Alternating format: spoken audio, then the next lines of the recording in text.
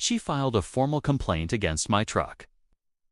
She photographed my license plate. She emailed the entire HOA board demanding a fine, a lien, and even towing over a truck that was parked legally in my own driveway for less than 24 hours. But what this HOA Karen didn't expect was that her little crusade would blow up in her face because the entire neighborhood people I barely even knew showed up to defend me. By the end of this story, she wasn't the one issuing threats anymore. She was the one being investigated. If you love HOA horror stories, neighbor drama, and karma that hits exactly where it hurts, stay until the end because this one has a twist nobody saw coming. Hit subscribe right now before we get into it because HOA conflicts drop stories like this every single week and you do not want to miss what happens next. I want to start by saying I'm not a confrontational person. I pay my HOA dues on time.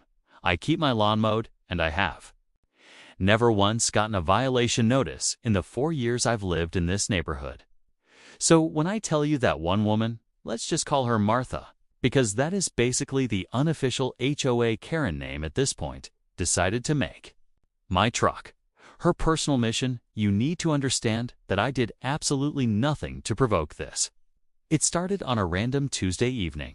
I picked up my new work truck, a full-size pickup I use for my landscaping business, and I parked in my own driveway because I hadn't had time to clean out the garage yet. Within an hour, Martha was already outside with her phone out, taking pictures of my license plate, my truck bed, and even the tires like she was building a court case. I didn't think much of it at first. I figured maybe she was just curious about the new vehicle. I was wrong.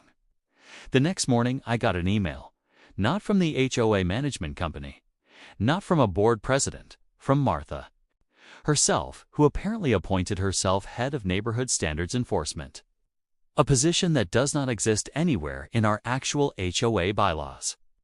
The email accused me of violating our community's vehicle parking policy, claimed my truck was commercial grade and inappropriate for a residential driveway, and demanded that I move it immediately or face a formal fine. Here's the thing. I had already read our HOA's covenants front to back when I bought the house, because I am exactly that kind of person. Our rules do restrict overnight parking of commercial vehicles with visible business signage or equipment racks on the street. My truck has neither.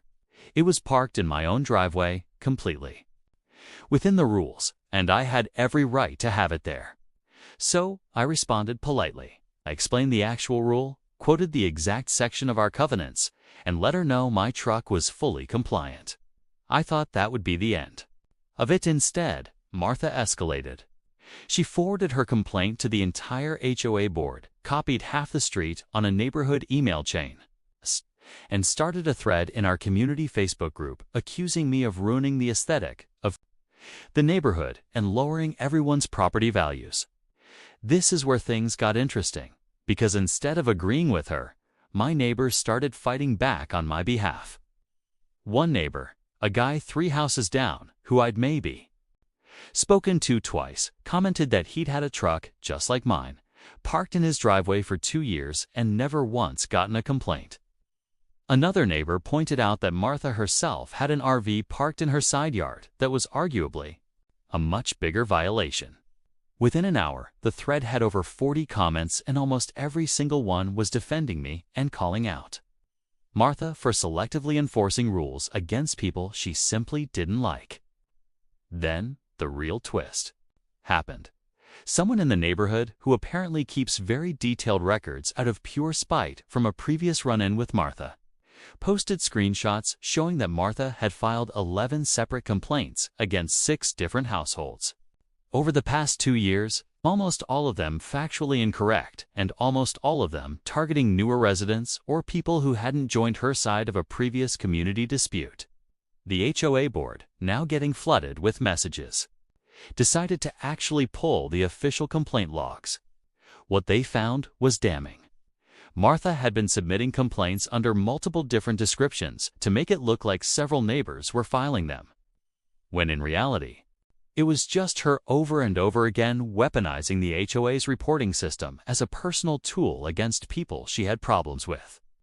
The board issued a notice reminding all residents that harassment through repeated false or selectively enforced complaints is itself a violation of community conduct standards. And Martha was formally warned that any further pattern of bad faith complaints could result in her own dues being affected or her access to community amenities being restricted. The icing on the cake came at the next HOA meeting, which Martha did not attend conveniently. The board president opened the meeting by publicly clarifying that my truck had never violated any rule, apologized on behalf of the HOA for the stress the situation caused, and thanked the neighbors who had stepped up with accurate information instead of letting misinformation spread unchecked. People actually clapped. Since then, my truck still parks in my driveway every single day, completely undisturbed. Martha, on the other hand, has gone noticeably quiet in the neighborhood group, and I genuinely have not seen her file a single complaint since. A few neighbors I never used to talk to now wave when they see me, and one even joked that I should run for the HOA board myself next election, just to keep people like Martha in check.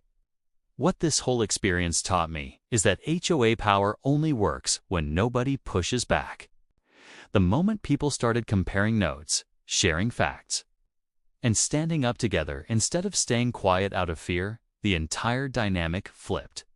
One person with a grudge and a phone camera can make a lot of noise, but they can't survive an entire neighborhood deciding enough is enough.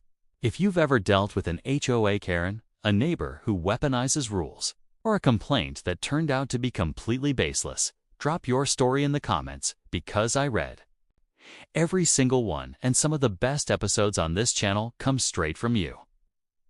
If this story made your blood boil or made you cheer when karma finally caught up, smash that like button, subscribe to HOA Conflicts, and turn on notifications so you never miss the next neighborhood drama that's about to drop.